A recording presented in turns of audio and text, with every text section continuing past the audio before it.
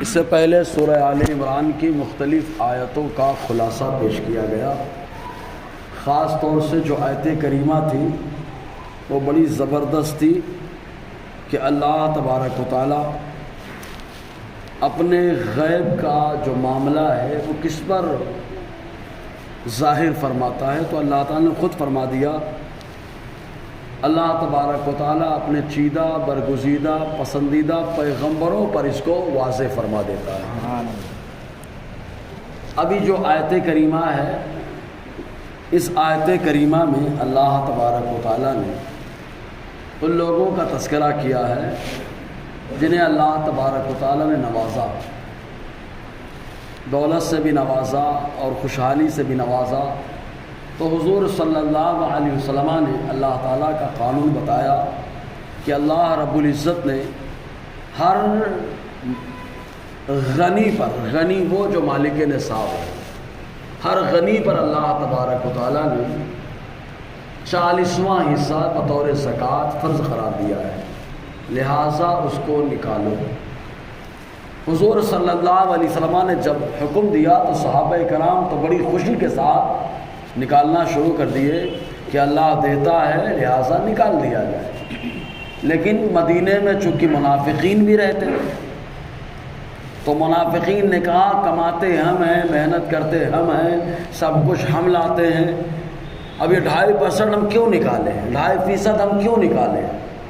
تو اللہ تبارک و تعالیٰ انہی کی مذمت میں یہ آیت نازل فرماتا ہے، ارشاد فرماتا ہے کہ یہ لوگ سمجھ رہے ہیں کہ نہ نکالنے میں اپنا بچا رہے گا تو یہ ان کے لیے بھلا ہے۔ رب فرماتا ہے یہ ان کے لیے برا ہے کہ جو مال انہوں نے سنبھال کے رکھا ہے، روز محشر وہی مال ان کے لیے گلے کی ہڈی، گلے کی گھنٹی بن جائے گا، گلے میں ان کے جو ہے نا توق بنا کے لٹکا دیا جائے گا۔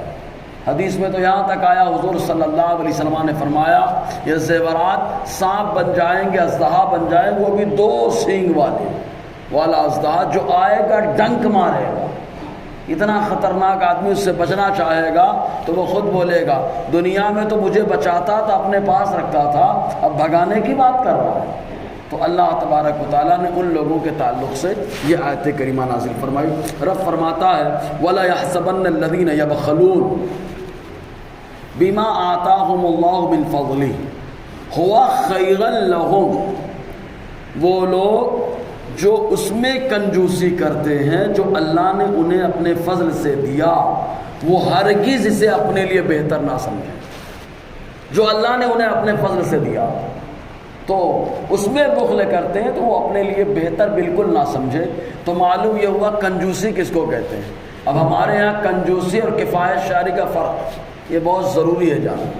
آدمی کفایت شعری کرتا ہے تو بولے کنجوسی کر رہا ہے، اور کبھی کبھی آدمی کنجوسی کرتا ہے تو بولے کفایت شعری کر رہا ہے۔ دونوں میں فرق ہونا چاہیے۔ جو خرچ واجب ہے، ضروری ہے، وہ نہ کرنا یہ کنجوسی ہے۔ جو خرچ واجب اور ضروری ہے وہ نہ کرنا یہ کنجوسی ہے، اور جو خرچ غیر ضروری ہے اس سے بچنا یہ کفایت شعری ہے۔ ضروری خرچ نہ کرنا یہ کنجوسی، اور غیر ضروری خرچ نہ کرنا یہ کفایت شعری۔ اب زکوٰۃ واجب اور فرض اللہ نے قرار دیا ہے، اب اگر کوئی وہ نہ کرے، وہ نہ نکالے تو کنجوسی ہے۔ اور اس کے تعلق سے حدیث پاک میں حضور نے فرمایا کنجوس جہنم کے قریب ہے، جنت سے دور ہے، اللہ سے دور ہے، لوگوں سے دور ہے۔ اور سخی، اب سخی اب یہی سے سمجھ میں آ جاتی ہے بات کہ جو ضروری چیزیں ہیں ان میں خرچ کرنا۔ جو سرپرست ہوتا ہے اس کے اوپر ماتحتوں کا خرچہ رہتا ہے، اور ماتحتوں کے اوپر وہ خرچ کرے تو وہ سخاوت ہے۔ سمجھنا اسی کو، ماتحتوں پہ خرچ کرے تو اسے سخاوت کہا جاتا ہے۔ حضور نے فرمایا اللہ تعالیٰ سب سے بڑا سخی ہے، اور اللہ کے بعد اس نے مجھے سخی بنایا ہے۔ تو اب حضور ماتحتوں پہ خرچ کرتے ہیں۔ یہی وجہ ہے کہ آقا علیہ السلام کی سخاوت کی کوئی مثال نہیں ہے، کوئی دے بھی نہیں سکتا، کیونکہ جو ماتحت مصطفیٰ کے، اللہ تعالیٰ کے علاوہ ساری مخلوق ماتحت ہے مصطفیٰ کے، تو مصطفیٰ نے سب کے اوپر خرچ کیا، اس لیے اللہ تعالیٰ نے سخی اعلیٰ مصطفیٰ کو بنایا ہے نا۔ اور ایک چیز اور، زکوٰۃ کس پہ ہے؟ بیما آتاہم اللہ، جو اللہ نے دیا، مطلب آدمی جب مالک ہو جائے، جس مال کا مالک ہے اسی کی زکوٰۃ ہے، جس کا مالک نہیں ہے تو اس کو مالک کو واپس کرے۔ جیسے سود کی کمائی، آدمی کما لیا، سوچے لاؤ زکوٰۃ نکال کے فریش کر لوں، تو وہ فریش نہیں ہوگا، واپس کرنا پڑے گا۔ بدکاری کی کمائی، چوری کی کمائی، دھوکے کی کمائی، تو یہ وہ کمائی ہے کہ جن کو آدمی سوچے صدقہ یا زکوٰۃ نکال کے فریش کر لے، تو ایسا نہیں ہو سکتا۔ اللہ تعالیٰ فرماتا بیما آتاہم اللہ، اس سبب سے کہ جو اللہ نے انہیں اپنے فضل سے دیا اس میں کنجوسی کرتے ہیں، تو یہ ہرگز اپنے لیے خیر نہ سمجھے اس میں، بل ہوا شر لہم، بلکہ ان کے لیے شر ہے، خطرناک ہے۔ یہ کیا ہوگا شر کے طور پر؟ تو رب خود فرماتا ہے سیطوقون بما ما بخلوا به یوم القیامہ، عنقریب جو کنجوسی انہوں نے دکھائی ہے، جو ضروری خرچ نہیں کیا ان لوگوں نے، تو بخل کیا، تو وہی بخل جو ان کے گلے کا طوق بن جائے۔ اپنے یہاں بولتے ہیں نا، کسی قرضہ لے لیں ادا نہ کر پائے تو کیا بولتے ہیں؟ بولے یار گلے کی گھنٹی بن گیا، یہ قرضہ تو گلے کی گھنٹی بن گیا، گلے کے ہڈی بن گیا۔ تو بہت ساری لفظ سے بہت سارے الفاظ استعمال ہوتے ہیں، تو ویسے ہی محاورے کے طور پر ہم نے فرمایا ان کے گلے کا طوق بن جائے گا، ہار بن جائے گا، مطلب پیچھا نہیں چھوٹے گا اس سے۔ جیسے گلے کی گھنٹی کسی کے گلے میں ڈال دی جائے تو دور نہیں جاتی، ختم نہیں ہوتی، ویسے اس کا معاملہ ہے۔ پھر اللہ تعالیٰ فرماتا ہے وَلِلَّهِ مِيرَاثُ السَّمَاوَاتِ وَالْأَرْضِ، اور اللہ ہی زمین و آسمان کا مالک ہے، وارث ہے، کیونکہ سب ختم ہو جائیں گے، اللہ تعالیٰ باقی رہنے والا ہے، ساری ملکیت اللہ تعالیٰ کی ہے۔ إِنَّ اللَّهُ بِمَا تَعْمَلُونَ خَبِيرٌ، اور اللہ تمہارے اعمال سے باخبر ہے۔ اب جیسے ہی زکوٰۃ کی بات آئی تو اب ظاہر سی بات ہے آگے کی آیت اسی سے تعلق رکھتی ہے۔ کیسے؟ معاملہ یہ ہوا کہ قبیلہ تھا مدینہ طیبہ کے اندر یہودیوں کا، جس کا نام تھا قبیلہ بنو قینقاع۔ اس قبیلے میں بڑے بڑے سردار تھے یہودیوں کے، حیی ابن اخطب، حضرت صفیہ اسی قبیلے سے تعلق رکھتی ہیں، لیکن ایمان لائی تو اب قبیلہ ختم ہو گیا، مصطفیٰ کے قبیلے میں شامل ہو گیا ایمان لانے کے لیے۔ تو قبیلہ بنو قینقاع، حیی ابن اخطب، کعب ابن اشرف، سب بڑے بڑے سردار یہودیوں کے، یہ لوگ سب شامل رہے۔ تو یہ لوگ اپنے مدرسے میں کنیسہ، جس کو ہم لوگ کلیسا بھی بولتے ہیں، کنیسہ، اس کے اندر یہ لوگ موجود تھے۔ حضرت ابو بکر صدیق رضی اللہ تعالی عنہ کو حضور صلی اللہ علیہ وسلم نے کچھ کام کے لیے روانہ فرمایا، اور یہ لوگ سب ذمی تھے۔ ذمی یعنی حضور صلی اللہ علیہ وسلم کو ٹیکس دیتے تھے، جان و مال، عزت و آبرو کی حفاظت کرنا مصطفیٰ کے ذمہ کرام تھا۔ حضرت ابو بکر صدیق کو بھیجا، یا خود سے حضرت ابو بکر صدیق تشریف لے گئے تو وہاں ان کا بڑا پادری یہودیوں کا موجود تھا، بہت بڑا پادری، جس کا نام فخاذ ابن عازورہ تھا۔ وہ ان کو نصیحت کر رہا تھا یہودیوں کو، ایسے زندگی گزارنا، ایسے زندگی گزارنا۔ حضرت ابو بکر کھڑے سن رہے تھے، سنتے ارشاد فرمایا اے فخاذ، میں ایک بات بولنا چاہتا ہوں۔ بولے کیا بولنا چاہتے ہو؟ کہا یہ بتاؤ کہ تورات میں ہمارے نبی کی صفتیں ہیں کہ نہیں ہیں؟ خاموش ہو گیا، بالکل خاموش۔ کہا تورات میں ہمارے نبی کی صفتیں ہیں، تم ایمان رکھتے ہو تورات میں، اور تم کو سب بالکل معلوم ہو چکا ہے کہ اللہ تعالیٰ نے ہمارے نبی کو حق کے ساتھ بھیجا ہے، تو تم لوگ ایمان کیوں نہیں لے آتے ہو؟ ایمان لے آؤ تاکہ معاملہ ختم ہو جائے۔ تو فخاذ بولتا ہے کیسے ایمان لاؤں اس دین کے اندر، کیسے آؤں جس دین کے اندر یہ بتایا جاتا ہو اللہ تعالیٰ کے تعلق سے کہ اللہ کے نام پہ دو، تو اللہ فقیر ہوا، معاذ اللہ، کیونکہ جس کو دیا جاتا ہے وہ فقیر اور محتاج ہوتا ہے، اور جو دیتا ہے وہ غنی ہوتا ہے۔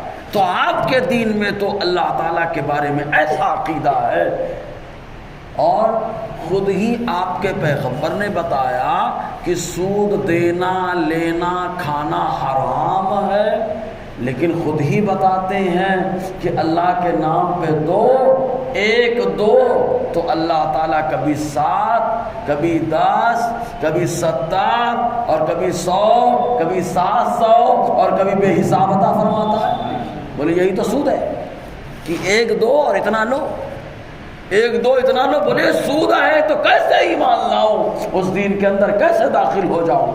حضرت ابوبکر صدیق رضی اللہ تعالیٰ عنہ جلال میں آ گئے اور آپ نے سب کی موجودگی میں زوردار چاٹا مارا اور ارشاد فرمایا اگر تو ذمہ نہیں ہوتا تو یہیں پہ تیری گردن اڑا دیتا۔ حضرت ابوبکر صدیق رضی اللہ تعالیٰ عنہ بڑے حلیم الطبع رہے، بڑے بردبار رہے، بہت صبر کرنے والے۔ سوچو ان کو جلال آیا تو کوئی نہ کوئی کتنی بڑی بات ہوتی، جیسے ہی مارا فخاص نکلا وہاں سے ڈائریکٹ بھاگتے ہوئے سرکار کی بارگاہ میں آئے، ہم تو آپ کے ذمہ ہیں لیکن ابوبکر نے مجھے مارا ہے۔ مقدمہ دائر کر دیا، مقدمہ دائر کر دیا۔ بلا شبہ ایسی عدالت ہے جس عدالت میں انصاف ہوتا ہے، سبحان اللہ، چاہے یہاں اپنا ہے چاہے پرایا ہے، انصاف ہوتا ہے، انصاف۔ شکایت کر دی، حضور نے یہ نہیں کہا کہ تو یہودیوں کا بڑا سردار بھاگ یہاں سے، بڑا راہب ہے، میں فیصلہ نہیں کروں گا۔ مصطفیٰ نے کہا تو ذمہ ہے، مقدمہ دائر کر دیا۔ ایک صحابی کو حکم دیا جاؤ ابوبکر کو بلا کے لاؤ۔ ابوبکر صدیق رضی اللہ تعالی عنہ آئے، جیسے ہی آئے آقا علیہ السلام نے کہا ابوبکر تم نے کیوں مارا فخاص کو، کیا معاملہ تھا؟ حضرت ابوبکر صدیق نے پورا معاملہ بتایا۔ یہودی پادری وہیں پہ جھوٹ بول گیا، بولے ایسا ہوا ہی نہیں، انکار کر دیا، انکار کر دیا۔ اب جب انکار کیا تو ابوبکر کے لیے کوئی گواہی چاہیے، وہاں تو سب یہودی، کون گواہی دے؟ اللہ تبارک و تعالیٰ کی رحمت کو جلال آیا، ابو بکر کی عظمت کی گواہی کے لیے اللہ نے بلبل سدرہ کو قرآن کی آیت لے کر نازل فرما دیا، فوراً نازل فرما دیا۔ حضرت ابو بکر صدیق رضی اللہ تعالیٰ کو مصطفیٰ دیکھتے ہیں، مسکراتے کہتے ہیں اے ابو بکر تمہارے موافقت میں اللہ نے قرآن کی آیت نازل فرما دی۔ اس وقت آیت نازل ہوئی۔ اب یہاں ایک نقطہ سمجھیں آپ، بہت بڑی بات۔ حضرت یوسف علیہ السلام پر جب حضرت زلیخا کا معاملہ آیا، کئی دروازے بند، تو گواہی پیش کرنے کی بات آئی۔ حضرت یوسف نے کہا نہیں میں نے کچھ نہیں کیا ہے۔ جب کچھ نہیں کیا ہے تو گواہ چاہیے۔ اب گواہ وہاں کون تھا؟ تو کہا حضرت زلیخا کے ماموں کا لڑکا جو پالنے میں ہے، چھوٹا ہے، وہ گواہی دے گا۔ تو بچہ جو بولتا نہیں ہے لیکن عظمت پیغمبر کے واسطے اللہ تعالیٰ اس نہ بولنے والے بچے کو بولنے کی طاقت عطا فرمایا۔ بچہ بولا، ایسا بولا، بولے کرتا دیکھو نشانی دے رہا ہے، کرتا دیکھو آگے سے پھٹا ہے کہ پیچھے سے، اگر پیچھے سے پھٹا ہے تو ادھر کا معاملہ ہے، آگے سے پھٹا ہے تو ادھر کا معاملہ ہے۔ دیکھا گیا تو کرتا پیچھے سے پھٹا۔ تو اللہ تعالیٰ چاہتا تو ڈائریکٹ فرشتے کو بھیج کر کے گواہی پیش کر دیتا نا، خود اللہ تعالیٰ گواہی دیتا، لیکن اللہ تبارک و تعالیٰ نے ایک بچے سے گواہی دلوائی۔ لیکن یہاں نقطہ سمجھیں آپ، نقطہ سمجھیں۔ ابو بکر صدیق کی جب بات آئی، یہودی نے الزام لگا دیا، تو اللہ تعالیٰ نے یہ نہیں فرمایا کہ محبوب وہاں جو دیوار ہے اس دیوار سے بلوا دو، وہاں پہ جو لوگ تھے ان سے بلوا دو۔ اللہ تعالیٰ نے خود گواہی دی کہ میرے محبوب کا محبوب صدیق جو بول رہا ہے اس بولتی ہوئی بات پر گواہی پروردگار عالم دے رہا ہے۔ اللہ تعالیٰ نے ڈائریکٹ گواہی دے دی، یہ عظمت ابو بکر ہے۔ ابو بکر صدیق رضی اللہ تعالیٰ عنہ کی شان ہے۔ ایسے ہی دیکھیں ماں عائشہ صدیقہ کا معاملہ آیا، اللہ تبارک جب الزام لگا، بہتان لگا، تو اللہ تبارک و تعالیٰ اگر چاہتا تو فرماتا اسی اونٹ سے بلوا لو جس اونٹ پر، جس ہودج پہ عائشہ رضی اللہ تعالیٰ عنہ سوار ہوئی، لیکن اللہ تعالیٰ نے اونٹ سے نہیں بلوایا بلکہ خود اللہ تعالیٰ نے قرآن کی آیتوں کو نازل فرمایا۔ قیامت تک کے لیے ان کی عظمت کا چرچا ہوتا ہے، کیونکہ معلوم ہے کچھ پیدا ہونے والے گستاخیاں کریں گے، تو اللہ تعالیٰ فرماتا ہے گستاخی کریں تو ایسی آیت ہم نے نازل فرما دی ہے، اگر وہ پڑھیں مرحوم کو اصالہ ثواب کریں تو انہیں بھی ثواب مل جائے، ہے نا جی۔ ایک چیز اور مدعے کی بات، یہ گواہی اللہ تعالیٰ نے کیوں دی؟ شریعت کا اصول ہے، شریعت کا اصول ہے، ایک مدعی ہوتا ہے، دعوے دار ہوتا ہے جب مقدمہ ہوتا ہے، ایک دعوے دار ہوتا ہے، ایک مدعا علیہ ہوتا ہے جس پر دعویٰ کیا جاتا ہے۔ تو ابو بکر صدیق رضی اللہ تعالی عنہ یہاں پہ مدعی رہے، مدعا علیہ منکر یہودی تھا، منکر تھا، انکار کر بیٹھا۔ تو شریعت کا ضابطہ یہ ہے کہ پہلے جو دعویٰ کرے وہ گواہی پیش کرے گا، اگر وہ گواہی نہ پیش کر پائے تو پھر جو انکار کرنے والا ہے وہ قسم کھائے گا۔ تو اب وہ تو پہلے انکار کر رہا ہے تو اس کو قسم کھانے میں ٹائم تو نہیں لگے گا، اور گواہ کوئی نہیں ہے، گواہ کوئی نہیں، اس لیے اللہ تبارک و تعالیٰ نے ابو بکر صدیق کی صداقت کو اجاگر کرنے کے لیے کہ کوئی گواہ نہیں ہے وہ یہودی قسم کھا جائے گا، لہٰذا ابو بکر کی گواہی کے طور پر اللہ تعالیٰ نے قرآن کی آیت کو نازل فرما دیا۔ اللہ تبارک و تعالیٰ ارشاد فرماتا ہے لقد سمع اللہ، یقیناً اللہ نے سن لیا ہے۔ بہت سی لوگ بولے یار، ویسے اللہ سب سنتا ہے لیکن ایسے موقع فرما رہا لقد یقیناً سمع اللہ، اللہ نے سن لیا۔ کیا سن لیا؟ قول الذین قالوا، ان لوگوں کی بات کو جنہوں نے کہا ان اللہ فقیر، بے شک اللہ فقیر ہے، بولے معاذ اللہ، ان کی باتوں کو اللہ تعالیٰ نے سن لیا اور اپنے بارے میں کہا نحن اغنیاء، ہم غنی ہیں۔ یعنی یہودیوں نے کہا اگر ہم نکالیں گے 2.5% تو ہم دینے والے، ہم غنی ہو جائیں گے، اللہ کے نام پہ لینا تو اللہ کی طرف فقر کی نسبت ہوگی، اور ہم ایسے دین پہ ایمان نہیں لا سکتے۔ یہ ان لوگوں نے بات کہی۔ مزید شرارت اور بھی کی وہ سود کے تعلق سے، اتنا تو اتنا، ان کو یہ نہیں سمجھ میں آیا کہ میرا مولا کتنا کریم ہے۔ ارے پاگلو، اللہ تعالیٰ تو اتنا کریم ہے کہ تمہارے آباء و اجداد کو بھی اللہ نے آسمان سے کبھی کھمبے اتارے روشنی کے لیے، کبھی من و سلوا کو نازل فرمایا، کبھی دریا میں راستہ بنا دیا، اور جو بچہ پیدا ہو اس کا لباس بھی ساتھ اللہ عطا فرمایا۔ اتنا تو کرم اللہ نے کیا ہے۔ رب کریم ہے، کریم ہے۔ ان سے زیادہ رب کی عظمت و رحمت پر کون، کس نے مشاہدہ کیا ہوگا امت میں یار اتنی رحمت کا مشاہدہ؟ ورنہ وہی راستہ جس سے یہ نکل جائے تو پانی کھڑا ہے، رکا ہے، اسی میں فرعون ہے تو ڈوب جائے۔ یہ راستہ وہی ہے، راستہ وہی ہے، سمجھنے والی بات ہے۔ اللہ تعالیٰ نے ایک بات سمجھوا دی کہ جیسے پانی کو میں روک کر کے ان کو گزار سکتا ہوں، ویسے پلسرات ہے، راستہ وہی ہوگا، کوئی کٹ کے نیچے گر رہا ہوگا اور کوئی بجلی کی طرح پار کر رہا ہوگا، راستہ وہی ہے۔ اللہ تبارک و تعالیٰ کی قدرت ہے۔ تو ان لوگوں نے ایک طرف فرماتا ہے سنکتب ما قالوا، اور ان قریب ہم لکھ رہے ہیں جو یہ بول رہے ہیں، انہوں نے جو کچھ کہا ہے سب لکھ رہا ہے۔ اللہ تعالیٰ نے کرامن کاتبین سے لکھوا دیا، اور یا اللہ تعالیٰ نے قرآن کی آیت کو نازل فرما کے اس میں لکھوا دیا کہ قیامت تک ابو بکر کی صداقت اور اس یہودی پادری کے کذب کا تذکرہ ہوتا ہے، تذکرہ ہوتا ہے۔ اچھا ایک بات اور، یہیں سے بات سمجھ میں آئی کہ سچا جو ہوتا ہے ایمان والا، اس کے خلاف خبیث خباثت پھیلاتا ہے اور پھر جا کر شکایت بھی اسی کی کرتا ہے، شکایت بھی اسی کی کرتا ہے۔ یہ شروع سے چلا آ رہا ہے کہ خباثت پھیلائے، ماحول بھی خراب کیے، اور خود ہی جا کر کے کہتے ہیں چوری، اوپر سے سینہ، سمجھ میں شرافت کا نقاب پہن کر شرارت کر رہے، پہلے خود ہی شرارت کیے، لیکن اللہ تعالیٰ نے ان کے تمام معاملات کو کلیئر فرما دیا۔ جی، اور اب فرماتا ہے بڑے شریف ہیں یہ لوگ،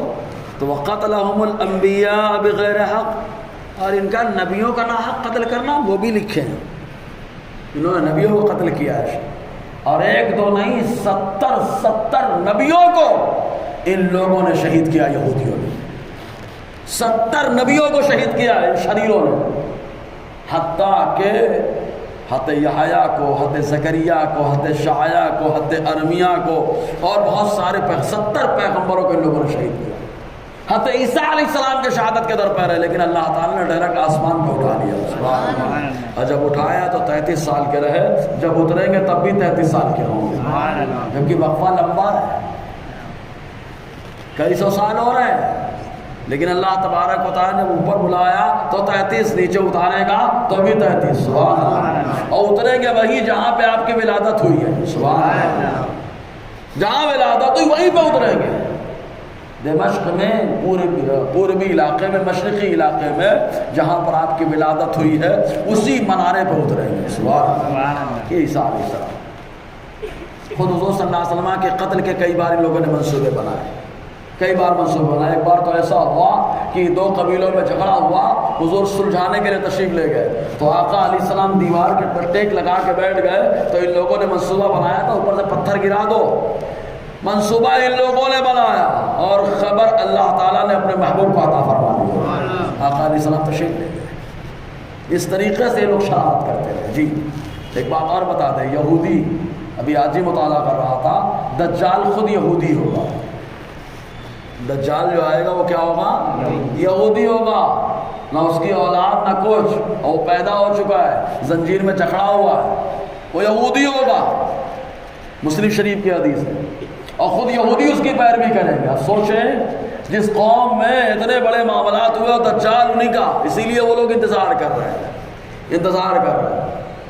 تو اللہ تبارک و تعالیٰ فرماتا ہے نبیوں کا ناحق شہید کرنا، وَنَقُولُ، اور ہم کہتے ہیں ذُوقُوا عَذَابَ الْحَرِيقِ، جہنم کے عذاب کا مزہ چکھو، مزہ چکھو۔ دیکھو مزہ چکھنا ہے تو بولے بس خالی مزہ میں کیا ہے، زبان پہ رکھتا ہے آدمی تھوک دیتا ہے، ایسا ہی ہے نا، لیکن آپ غور کرنا کچھ چیزیں ایسی ہیں کہ ان کا مزہ ہی ڈینجر ہوتا ہے، چکھنا ہی ڈینجر ہوتا ہے، تو اس میں داخل ہونا کتنا خطرناک ہوگا۔ مثال کے طور پر لونگی مرچ بڑی ٹائٹ ہوتی ہے، بہت تیکھی ہوتی ہے، اس کا چکھنا ہی ڈینجر ہوتا ہے، تو کھانا کتنا خطرناک ہوگا، سمجھ رہے نا؟ تو اللہ تعالیٰ کیا فرما رہا ہے، چکھو جہنم کے عذاب کا معاملہ، چکھو اسے۔ جب چکھنا اتنا خطرناک ہے تو داخل ہونا کتنا خطرناک ہوگا، سمجھ رہے نا؟ تو اللہ تبارک و تعالیٰ فرماتا ہے چکھو عذاب کا، جہنم کے عذاب کا مزہ۔ ذالک بما قدمت ایدیکم، یہ چکھنا بھی کیوں ہے؟ اس وجہ سے جو تمہارے ہاتھوں نے کیا ہے۔ یہودیوں کے ہاتھوں نے بہت کچھ کیا ہے، تورات کو بدل ڈالا، تورات کو بدل ڈالا، نیکوں کو پریشان کر ڈالا، سمجھ رہے نا؟ انبیاء کو شہید کیا، اور بہت ساری شرارتیں ان لوگوں نے کی، اور ہمیشہ اپنے مفاد کے لیے، اور پھر دعویٰ یہ کرتے تھے جنتی ہم ہی لوگ، جو بھی جنت میں جائے گا بولے یہودی ہوگا۔ اگر ان سے کہا جائے جو بچڑے کی پوجا کی ہے وہ کیا ہے، بولے بس 40 دن ہمارے باپ دادا نے جو بچڑے کی پوجا کی ہے، بس اس 40 دن ہم لوگ مصیبت میں رہیں گے، اس کے بعد جنت میں رہیں گے۔ اللہ تعالیٰ فرماتا ہے محبوب کہو فتمنوا الموت ان کنتم صادقین، اگر تمہارا دعویٰ سچا ہے کہ تم ڈائریکٹ جنت میں جاؤ گے تو کیوں مرنے کی تمنا نہیں کرتے؟ کرو مرنے کی تمنا، موت آ جائے ڈائریکٹ جنت میں جاؤ نا، موت ہو جائے ڈائریکٹ جنت میں جاؤ نا، لیکن ان کو معلوم ہے کہ کیا ملے گا کیا نہیں ہوگا۔ خود ایک حدیث پاک میں آیا، عائشہ صدیقہ کے پاس ایک یہودیہ آئی، اور اس نے آنے کے بعد کہا باغ میں ایک قبر ہے، اس قبر سے چیخنے کی آواز آتی ہے، تو آقا علیہ السلام نے فرمایا اس قبر میں یہودی ہے، اس کے اوپر عذاب ہو رہا ہے، اسی عذاب کی وجہ سے آواز آ رہی ہے۔ اس کے بعد حضور نے فرمایا عائشہ قبر کے عذاب سے اللہ کی حفاظت لو، پناہ لو، قبر کے عذاب سے اللہ کی پناہ لو۔ حضور صلی اللہ علیہ وسلم تعلیم امت کے لیے چند چیزوں سے پناہ لیتے، انہیں عذاب قبر سے، اور ساتھ ہی ساتھ حضور صلی اللہ علیہ وسلم دجال کے فتنے سے، موت اور زندگی کی آزمائش اور فتنے سے حضور صلی اللہ علیہ وسلم اللہ کی حفاظت لیتے۔ تو اللہ تعالیٰ فرماتا ہے اس سبب سے کہ جو تمہارے ہاتھوں نے کیا، وَأَنَّ اللَّهَ لَيْسَ بِظَلَّامٍ لِلْعَبِيدِ، اور یہ کہ اللہ تعالیٰ بندوں پر ظلم نہیں فرماتا، اللہ تعالیٰ ظلم نہیں فرماتا، انصاف ہمیشہ اللہ تعالیٰ کرتا ہے۔ لیکن بڑا کریم ہے وہ، کبھی کبھی بندہ بڑے گناہوں میں ڈوبا ہوتا ہے، پھر بھی اللہ کا کرم ہوتا ہے، رحمتوں کی بارش عطا فرماتا ہے، یہ اس کا فضل ہے، فضل ہے، اور اللہ تعالیٰ کا فضل ہمیشہ اس کے غضب پر غالب رہتا ہے انشاءاللہ۔ اور آگے گفتگو رہے گی۔ اللہ تعالیٰ ہم سب کو فیضان قرآن، برکات قرآن سے مالا مال فرمائے۔ اس سے پہلے